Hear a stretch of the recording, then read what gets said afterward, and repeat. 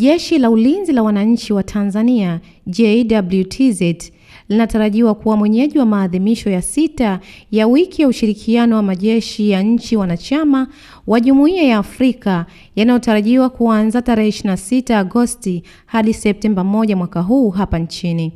Akitoa taarifa kwa waandishi wa habari kuhusu maadhimisho hayo ambayo hufanyika kila mwaka katika moja ya nchi wanachama wa jumuiya hiyo, Meja Clement Shija, kaimu mganga mkuu na tiba, anaeleza. Katika kuadhimisha wiki hiyo, majeshi ya nchi wanachama yamepanga kutoa huduma mbalimbali za kibinadamu kwa wananchi wa baadhi ya maeneo yaliyochaguliwa.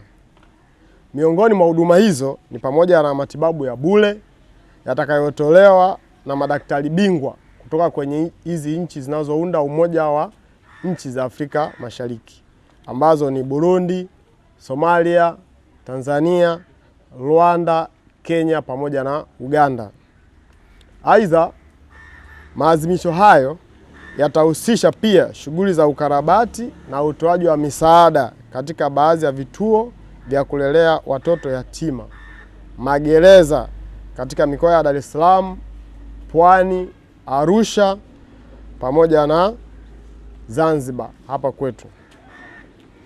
Baadhi ya vituo vitakavyonufaika pia katika shughuli za ukarabati huo au utoaji wa misaada ya kijamii katika vituo vya afya ni pamoja na hospitali ya wilaya ya Ubungo iliyopo Dar es Salaam, hospitali ya Vijibweni iliyoko Dar es Salaam, kituo cha afya Yombo Malawi kilichopo Dar es Salaam, hospitali teule ya rufaa ya mkoa wa Pwani Tumbi iliyoko Dar es Salaam, hospitali ya wilaya ya Bagamoyo Pwani, pamoja na hospitali za wilaya ya Mwelapongwe, Unguja na vitongoji vya Pemba.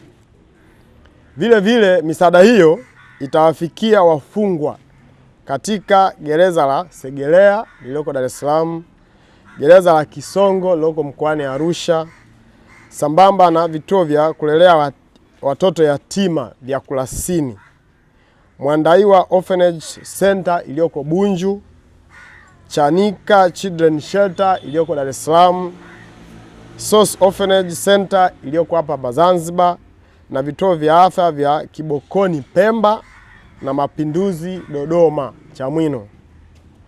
Aidha, huduma hizi za kimatibabu zitatolewa bure kwa vituo nilivyovitaja na hakutakuwa na gharama yoyote. Madaktari bingwa wote watakuwepo kuanzia tarehe 26. Kwa hiyo tunawaomba wakazi wote wa Zanzibar na tunawasisitiza tuje kwa wingi tupate hizo huduma za bure kwa ajili ya kutatua baadhi ya changamoto ambazo zinawakumba wananchi wetu. Tunawasisitiza kuja kwa wingi kwa sababu tumejipanga na madaktari wapo na wako tayari kwa ajili ya kutoa huduma hizo kwa muda tulioupanga. Akitoa shukrani kwa Jeshi la Ulinzi la Wananchi wa Tanzania kwa hatua hiyo pamoja na juhudi za kutoa huduma bora za matibabu kwa watoto, mkurugenzi wa kijiji cha kulelea watoto cha SOS Zanzibar, Asha Salim Ali, anasema zoezi la matibabu kwa kijiji cha SOS Zanzibar kitashirikisha watoto waliozaliwa siku moja hadi miaka 14. Hao ndio kitakuwa kipaumbele kwa hapa. Kwa hiyo tunashukuru, ni muhimu kwa sababu karibia kila mtu anahitaji kupata huduma ya check up, lakini watoto hasa walio chini ya umri wa miaka 5 ni waathirika zaidi wa magonjwa mbalimbali.